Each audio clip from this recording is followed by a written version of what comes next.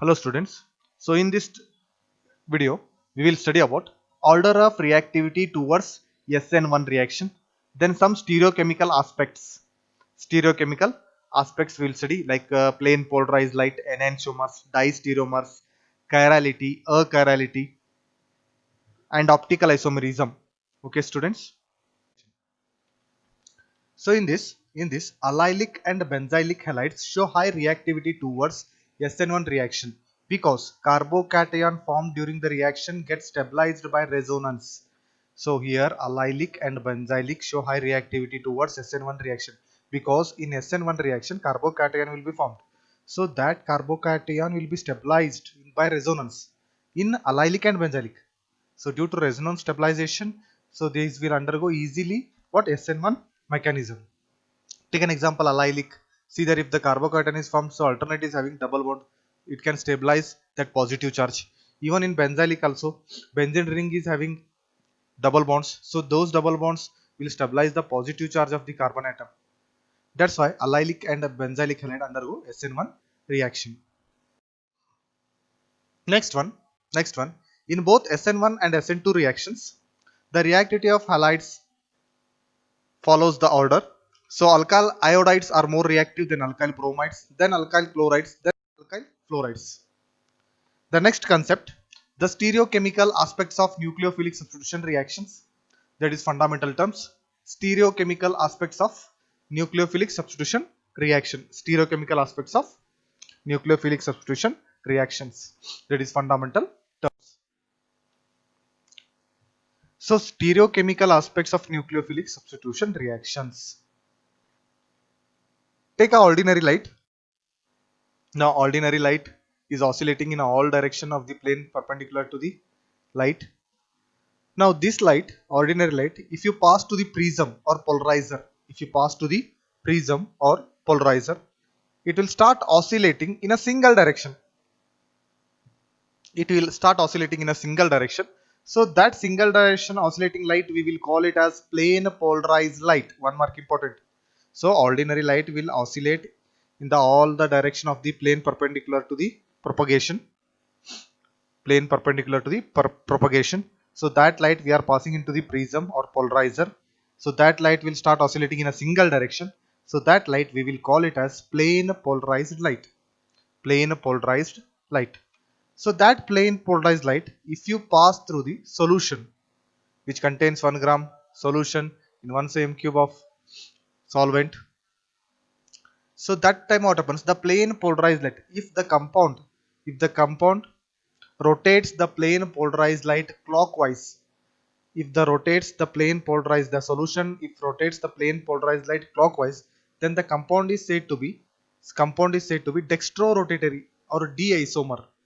If the compound rotates the plane polarized light anti-clockwise, then the compound is said to be Leo rotatory. So dextrorotatory and Leo rotatory. The molecule which can rotate the plane polarized light are known as optically active molecules.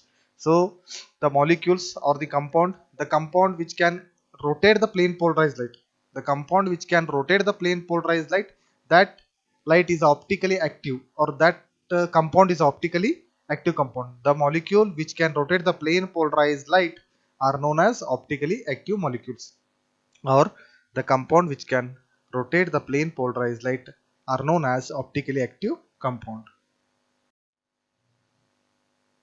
Now take a plane polarized light. So plane polarized light clockwise means it is a towards right, it is called dextrorotatory d-isomer. If it rotates anti-clockwise or left side, then it is called Leo rotatory. That was only the compounds which rotate the plane polarized light to the right clockwise are called dextrorotatory compounds or D compounds or plus compounds. If the compound rotates the plane polarized light to the left side, means anti-clockwise, called Leo rotatory or L or minus compounds. You can take example D lactic acid and L lactic acid. D and L lactic acid. Now say optical isomerism. So optical isomerism means two or more compounds having the same molecular formula, two or more compounds having the same molecular formula and the structural but same two or more compounds having the same molecular formula and structural formula also, but they differ in the direction of rotation of the plane polarized light. Means what? Molecular formula same irutte, structure same irutte, but only with action with plane polarized light. ಒಂದು compound clock wise rotate ಮಾಡಿದ್ರೆ ಇನ್ನೊಂದು compound aunty clock wise rotate ಮಾಡುತ್ತೆ. So only differ with the action with the plane polarized light. Compounds having same molecular formula and structural formula, but they only differ with the action with the plane polarized light, are called optical isomers, and the phenomenon is called optical isomerism. Take an example, lactic acid. Now the magnitude and direction of rotation of plane polarized light are measured by polarimeter. So for optical rotation we are using polarimeter. The next concept, molecular asymmetry and chirality and enantiomers. Molecular asymmetry, chirality and enantiomers. So first one, molecular asymmetry, chirality and enantiomers. So in that, by drawing an imaginary line of the molecule can be cut into two identical halos by a plane, then it is called a symmetric molecule, and this plane is called plane of symmetry. Once more I will repeat, by drawing an imaginary line of the molecule can be cut into two identical halos by a plane when it is called symmetric molecule, and this plane is plane of symmetry. This plane is called plane of symmetry. The molecule that does not have a plane of symmetry is called asymmetric molecule. So remember, one more question. The molecule which does not have any symmetries, either it may be plane of symmetry, center of symmetry or axis of symmetry, are called asymmetric molecules. If the compound exhibit the symmetry, either it may be plane of symmetry or axis of symmetry or center of symmetry, are called symmetric molecules. Are called symmetric molecules. Next concept, that is chirality. Now take here examples. The molecules which are not superimposable on their mirror images are called chiral molecules, non-superimposable. Now take an example here, handedness. Now one hand is there, exactly mirror I will keep, so one more image I will get. So now these both hands, if you see left and right hands, now if you see the mirror image of that, then we can say that these are mirror images. Now exactly one above one if you keep, exactly one above one if you keep, now both thumbs and both forefingers at the different side. So if it is your left hand, forefinger and thumb at the left side, then if it is a right hand, one exactly one above if you keep, the thumb and forefingers are right side. So you will not get a same image when you keep one above one. So that is called non-superimposable mirror image. That is called non-superimposable mirror image. By chance, if you keep opposite, opposite means how you will clap. So clapping. So like clapping, if you keep one above now, now what happens? Both thumbs join together, both four fingers. So all fingers one above one are there. So same exactly both images are looking like a same. So then it is superimposable. If opposite, then it is called non-superimposable. Same like legs also. So these are chiral objects and non-superimposable and mirror images. Now take an example, conical flask and circle. Circle, or you can take a ball. Now conical flask is exhibit a symmetry. Symmetry. Then even circle is also exhibit symmetry. Now if you keep the mirror, now you will get a mirror image. Now exactly one above one if you keep, now both images are looking like same, one above one if you keep, then it is called superimposable. It is called superimposable. Then optically inactive it is. So handedness, whatever I have shown, that is optically active because they does not contain any symmetries. But here conical flask and circle which contain symmetry. That's why these are optically inactive, and these are superimposable mirror image. Achiral objects these are.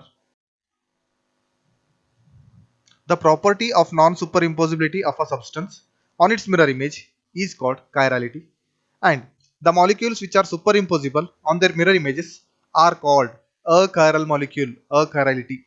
Achirality means the which are superimposable mirror images. Which are superimposable mirror images are called achirality. Chirality means which are superimposable mirror images. Take an example. 1 bromo 1 chloro ethane. 1 bromo 1 chloro ethane. See here, P alphabet I will take. The alphabet P mirror image if you take, so it comes exactly above. opposite. So one above one if you keep, then these are non-superimposable. These are non-superimposable. These are chiral. These exhibit chirality. Chiral objects. These are. Now if you take one more example, one more example, A. So exactly if you take the mirror image, so A. Now exactly one above one if you keep, then it looks like the same image. One above one if you keep, then these are superimposable mirror image. These are superimposable mirror image. Then it is called achiral objects. These are achiral objects. So your alphabet A is a achiral because it can be superimposed on its mirror image. Take an example. Take an example. Propane to all. So propane to all it is. So it is a. I will take a and its mirror image B. Now see both are mirror images. Rotate through 180-degree now. If you rotate 180-degree, it looks like a A. So compound B rotates 180-degree. Compounds B if you rotate 180-degree, then compound B will looks like a compound A. Then I will call it as compound C. C is a object by rotating B by 180-degree. C is a superimposable on its mirror image A. A and C if you compare both are superimposable because one above one if you keep the same you are getting. But A and B are non-superimposable. A and B are non-super. It is clear that A and C are superimposable mirror images. Hence, propane to all is an achiral molecule. It is a achiral. So, understood chiral and achiral. Now, take an example of but to all or butane to all. I will compound take it as a D, and if you keep the mirror, then it's a mirror image. I will give the name. It is E. Compound E. Now the compound E is rotated about 180-degree. Then I will get a compound F. Now see compound D and F if you compare. So exactly one above one if you keep. See above here ethyl group is there, there CH3 group is there. So you will not get the same objects or same image you will not get. One above one if you keep. Then these are non-superimposable mirror images. These are non-superimposable mirror images. Even D and E also non-superimposable mirror images. So non-superimposable mirror images are called chiral or they exhibit chirality. So D and F are mirror images but they are non-superimposable. Hence but to all is chirality. Exhibit chirality or it is a chiral. So D and E is also chiral, D and F is also chiral. Here it exhibit chirality. Then chiral or asymmetric carbon. Now, the carbon which is bonded to four different atoms or groups is called a chiral or asymmetric carbon. So, one mark important, students. So, what is asymmetric carbon atom or what is chiral carbon atom or what is stereo carbon atom or what is stereogenic carbon atom? So, see, four names are the different. Chiral carbon, asymmetric carbon, stereogenic carbon. Means what? The carbon which is bonded to four different atoms or groups is called chiral or symmetric carbon atom, asymmetric carbon atom, or stereo carbon atom or stereogenic carbon atom. It is denoted by star mark. If the carbon above star mark is there, then it is called asymmetric carbon atom. The chiral carbon is also called as stereogenic center or stereo center. I told you stereo carbon or stereogenic carbon or stereo center or stereogenic center. Now enantiomers, optical isomers which are non-superimposable mirror images of each other are called enantiomers and the phenomenon is called enantiomerism. So optical isomers which are non-superimposable mirror images of each other are called enantiomers and the phenomenon is called enantiomerism. So optical isomerism means what? Optical isomerism means the compounds having same molecular formula and structural formula but they only differ with the action with the plane polarized light. If one compound rotates plane polarized light clockwise and one more compound will rotate the plane polarized light anti-clockwise. So such compounds are called optical isomers and the phenomenon is called optical isomerism. Now here enantiomer means non-superimposable mirror images. Non-superimposable means you know already. Non-superimposable mirror images of each other are called enantiomers. Either we can give easy definition. Optically active. Non-superimposable means optically active. Optically active mirror images are called enantiomers. Optically active mirror images are called enantiomers. You can take the example D lactic acid and L lactic acid. D lactic acid and L lactic acid. You can take the mirror image. See. So these are non-superimposable mirror image. So due to presence of asymmetric carbon atom or stereocarbon atom, so it does not exhibit any symmetry. That's why it is optically active. So even a presence of asymmetric carbon atoms is there. If asymmetric carbon atoms are present, then it is optically active. Asymmetric carbon atoms are present, then it is optically active. That's why it is a dextrorotatory and levorotatory lactic acid. It is an example for enantiomer. Next one, inversion, retention and racemization. Inversion, retention and racemization. So in that first one, racemic mixture. First one, racemic mixture. One mark important, again definition. The equimolar mixture of enantiomers. The equimolar mixtures of enantiomers, that is equal amount of D and L isomer, is called racemic mixture. Either the equimolar concentration of D and L isomers are called racemic mixture. Equimolar concentration of D and L isomer is called racemic mixture. Now it is represented by DL or plus or minus. Plus indicates dextrorotatory, minus indicates levorotatory. Plus or minus or DL. DL represents racemic mixture. Example, butane to all. Now retention. So retention of a configuration means preservation of the special arrangements of bonds at an asymmetric center during a chemical reaction. Retention of a configuration means preservations of the special arrangement of bonds at an asymmetric center during a chemical reaction. Here I have taken one example. Now carbon is bonded to four different groups. One is A, B, C and X. A, B, C and X. Now X, consider it as a halogen. Now what happens? If X is removed by with Y. X is removed with the Y. Now if Y comes on the same position where the X was there,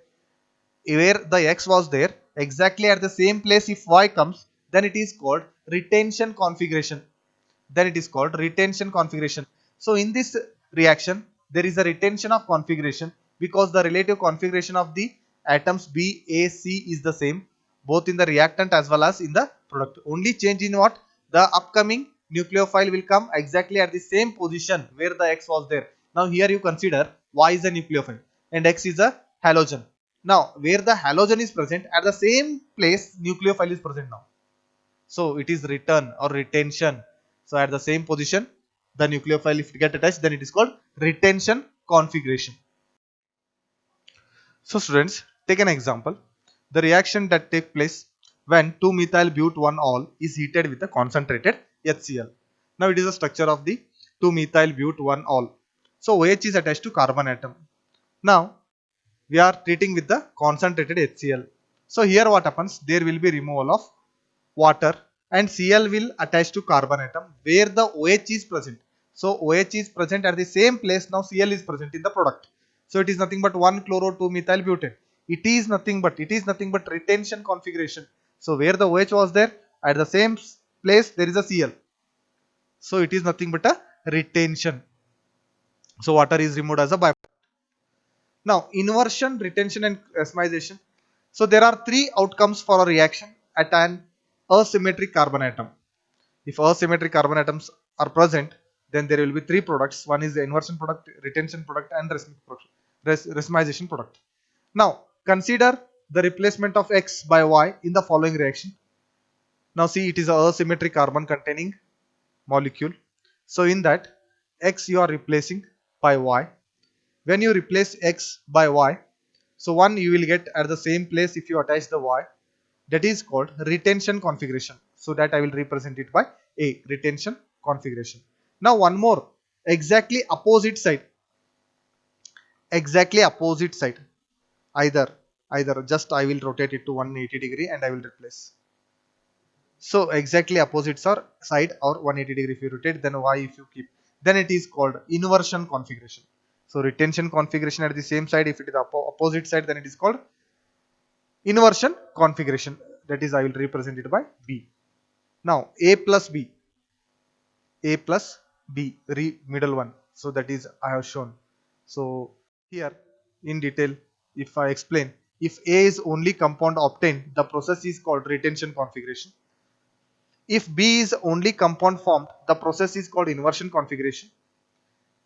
If equal amounts of A and B, whatever the middle compound was there, if it is a equal amount of A and B is forming, the middle compound, if it is forming equal amount of A and B, then it is called racemization, and the resulting product is optically inactive. So racemization product is there, then there will be, the compound will be optically inactive.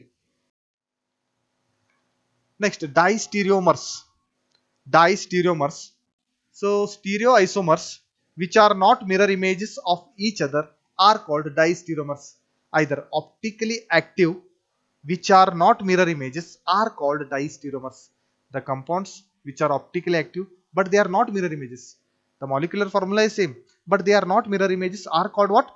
Distereomers. So it is exactly opposite to enantiomers. So enantiomer means optically active mirror images. Here optically active but not mirror images are called distereomers. So take an example, 2,3